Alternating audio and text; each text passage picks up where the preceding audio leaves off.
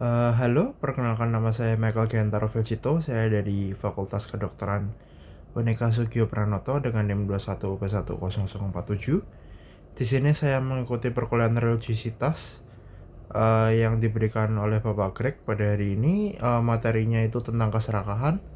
Saya akan memberikan opini saya tentang materi hari ini dan juga menjawab beberapa pertanyaan yang diberikan. Sebelum kita mulai melakukan pembahasannya, mari kita mulai dengan doa terlebih dahulu. Dalam nama Bapa dan Putra dan Roh Kudus. Amin. Ya Bapa, terima kasih atas berkat yang telah Kau berikan hari ini. Engkau telah memberikan berkat yang sungguh indah pada hari ini. Engkau telah memberikan hari yang indah, memberikan kasih sayang bagiku pada hari ini. Ya Bapa, aku mohon berkatilah orang-orang yang ada di dunia ini supaya terjauh dari keserakahan. Berkatilah kami semua, berilah kami terang, dan tuntunlah kami ke jalan-Mu, jalan yang benar, jauh dari keserakahan. Hindarilah kami dari keserakahan dan berikanlah kami kekuatan untuk menjauhi yang dinamakan keserakahan. Berkatilah kami juga untuk menolong orang-orang yang terdampak dari keserakahan, dan juga berkati juga orang-orang yang telah terjerumus dalam keserakahan. Berkatilah mereka supaya mereka menjauhkan diri dari keserakahan itu dan mau menolong orang yang terdampak dari keserakahan yang mereka lakukan. Terima kasih ya Bapa, segalanya aku serahkan ke dalam tangan-Mu. Amin. Dalam nama Bapa dan Putra dan Roh Kudus. Amin. Oke, baik, kita mulai untuk pembahasan pada hari ini. Di sini saya akan memberikan opini saya dari materi yang telah diberikan tadi. Menurut saya materi tentang keserakahan ini merupakan materi yang menarik bagi saya. Di sini keserakahan itu karena keserakahan itu adalah salah satu akar dari dosa, 7 akar dosa, di mana keserakahan ini akan memiliki dampak yang sangat banyak pada kehidupan kita dan juga memiliki dampak yang sangat negatif, sangat buruk bagi kehidupan kita, yang mana akan memberikan penderitaan dan juga itu bisa berdampak seperti penderitaan, penyiksaan juga, kemudian dapat merusak diri sendiri dan juga akan bisa juga merusak pada alam itu sendiri. Oke, saya akan lanjut untuk menjawab pertanyaan. Pertanyaan pertama ini dijawab dengan jurnal tentang apa itu tentang keserakahan. Di sini dijawab dengan jurnal. Kita akan membahas tentang poin what, apa itu keserakahan.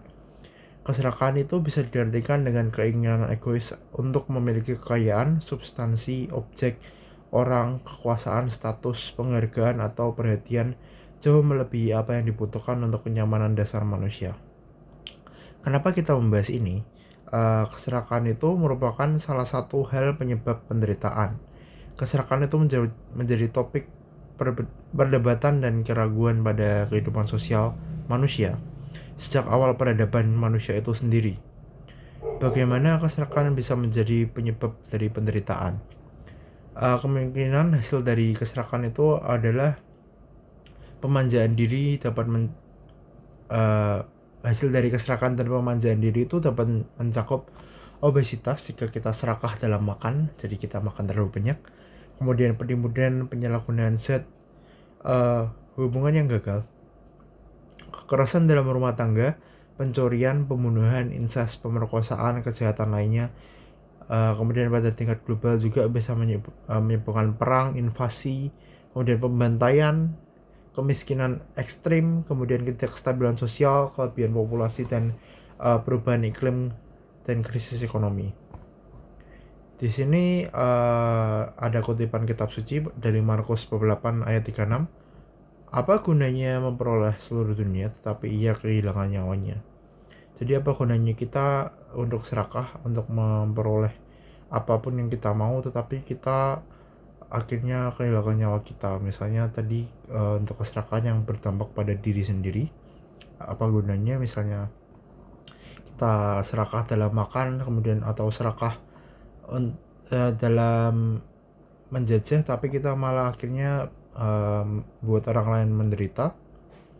Kemudian pada Lukas bab 12 ayat 15 katanya lagi kepada mereka, berjaga-jagalah dan waspadalah terhadap segala ketamakan, sebab walaupun seorang berlimpah-limpah hartanya, hidupnya tidaklah tergantung pada kekayaan itu. Jadi kita harus berhati-hati dalam ketamakan, terhadap keserakahan ketamakan, karena Keserakahan ketamakan itu tidak, hidup kita itu tidak hanya tergantung dari harta kekayaan yang diakibatkan dari keserakahan dan ketamakan itu. Jadi kita harus berhati-hati akan keserakahan dan ketamakan ini. Kemudian pertanyaan kedua, krisis, di mana di sini akan dijawab menggunakan jurnal. Apa itu krisis finansial? Apa itu krisis? Krisis itu banyak bentuknya. Contohnya itu adalah krisis finansial global. Itu merupakan salah satu contoh keserakahan manusia. Kemudian meningkatnya ketimpangan ekonomi, pengangguran yang parah, krisis keuangan, kemudian dominasi ekonomi global, merubah perubahan besar, menyebabkan ketidakstabilan politik sosial yang mendalam, yang akhirnya mengarah pada pemberontakan skala besar seperti pada protes internasional. Kemudian sebagian besar itu karena korupsi dan pemerintahan yang buruk. Kemudian kenapa? Why? Kenapa krisis ini bisa terjadi?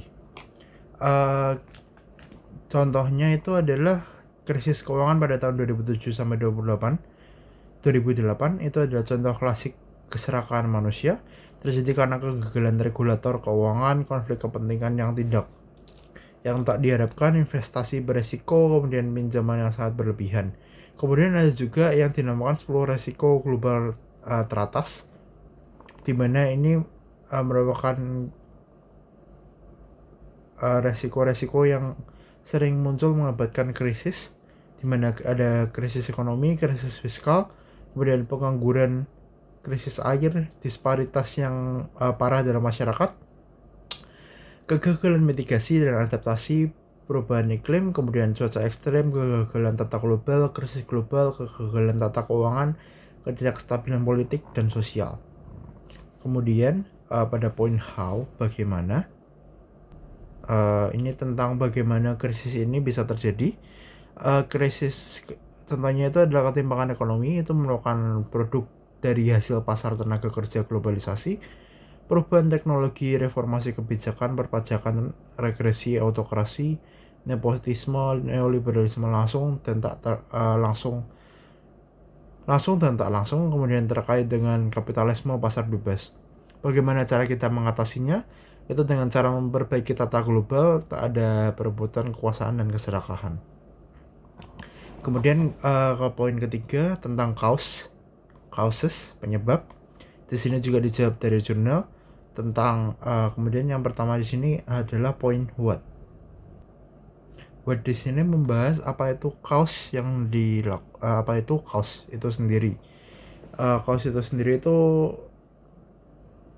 bisa dijelaskan dengan untuk mengusulkan solusi terhadap epidemi berbahaya dari keserakahan yang terkekang. Penting untuk terlebih dahulu memahami apa yang menyebabkan keserakahan manusia. Dikatakan bahwa keserakahan memiliki biologis, psikologis, dan sosiologis drive. Karakteristik keserakahan itu sangat erat kaitannya dengan gangguan biologis dan psikologis seperti kecanduan zat, kecanduan perilaku, narcissistic personality disorder, kepribadian antisosial, kemudian obsessive compulsive personality disorder, dan masih banyak lagi. Kemudian ke poin why, kenapa. Psikolog terkemuka seperti Freud dan Maslow itu mengidentifikasi keserakahan itu sebagai gangguan mental dan berkorelasi kuat, di mana keserakahan dan narsisisme dan metapatologi. Menggunakan psikoanalisis untuk memahami konsep keserakahan dan perilaku serakah, dan menyimpulkan bahwa ada korelasi kuat antara gaya ketertarikan negatif awal dan perilaku serakah. NPD terutama bersifat psikologis. Masalah yang ditanamkan pada individu sebagian besar itu melalui gaya ketertarikan masa kanak-kanaknya negatif. Terapi faktor genetik dan sosiologis juga membantu dalam perkembangannya. Kemudian OCPD juga dapat berasal dari ketakutan dan fobia yang diinduksi sejak masa kanak-kanak, pengalaman dan rangsangan sosiologis, kemudian implikasi sosial budaya, dan lingkungan rumah yang kasar bisa memiliki korelasi yang kuat terhadap perkembangan ASPD. Bagaimana cara menanganinya? Kemudian pada tingkat sosiologis, kebijakan otoriter, paparan propaganda visual dan aural yang konstan, dan olahraga dapat memperkuat kekuatan dan fiksasi psikologis yang ada, mempersulit individu untuk menjadi disembuhkan dari gangguan yang terkait dengan keserakahan. Kapitalisme yang didorong oleh kepentingan pribadi dan mencari keuntungan menyukai penggunaan rentetan iklan untuk barang dan jasa yang dapat menyebabkan tingginya persaingan, kecemburuan, dan keingintahuan. Kebanyakan individu yang menderita NPD melakukan tindak mencari mitigasi karena mereka tidak menganggapnya sebagai masalah. Secara kapitalistik, masyarakat, narsisme, dan kepentingan pribadi dikagumi daripada dijauhi. Kepentingan ekonomi sosial yang tinggi di masyarakat dapat memiliki konsekuensi yang parah, dan kesehatan mental dan fisik menyebabkan orang mengembangkan gangguan mental dan kecanduan. Maka untuk menanganinya perlu dilakukan lawan dari ini yang tadi saya sebutkan. Perlu dilakukan lawannya dari yang saya sebutkan tadi, atau misalnya tadi kan ada faktor yang menghambat dari seseorang untuk disembuhkan dari keserakahan, yaitu kita harus menjauhkan diri dari faktor-faktor tersebut.